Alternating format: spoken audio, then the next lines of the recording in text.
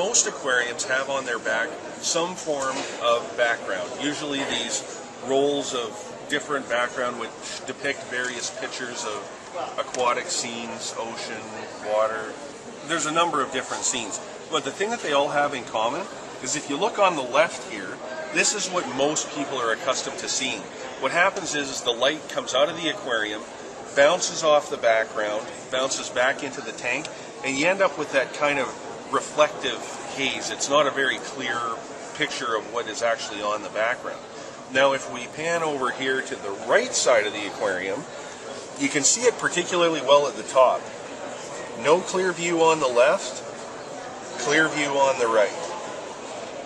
All that you have to do with this product is you take and you put it on the glass when the aquarium is empty. It's basically kind of a gel, and then you spread it out as best you can, put your background onto it, and kind of squish it out well, and then you take a credit card and just run the bubbles out. Run them to the edge, and then what will happen is for the lifetime of the aquarium, it's not an adhesive, you can remove the background, but for the lifetime of the aquarium, it holds it tightly to the back so that you see a truer image of what's actually on the aquarium background. And in my view, I don't know if you can tell from the video, but it really enhances the look of the background in the aquarium. Essentially what you're going to do is you're going to lay some newspaper out, and this is just probably so you don't make a mess or anything like that. And you'll want to do this on a flat surface, not where I'm doing it, which is on a bed here. And you'll spread it out more than this, obviously.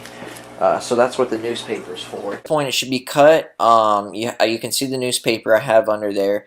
I'd suggest having weights on the sides and the corners to hold it down. You can see I have a couple weights on the sides there.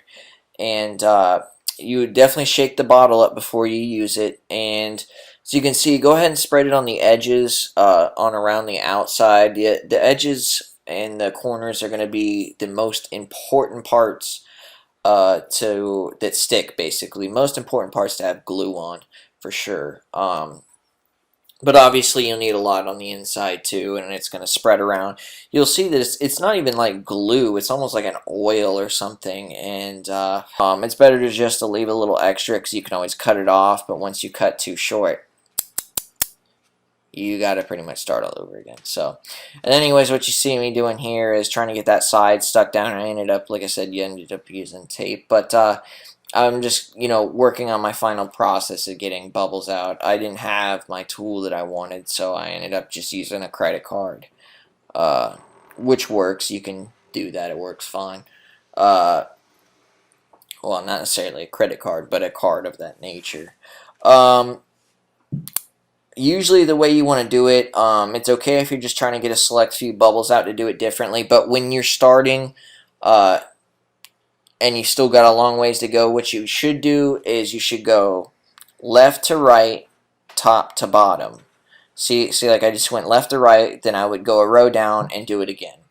That's what you generally want to do when you're, first getting it on there and you're first doing your bubble get out. But obviously you might have some areas that are worse than others, and you might have to work it a little bit differently. But that's generally what you want to do, is left to right, top to bottom.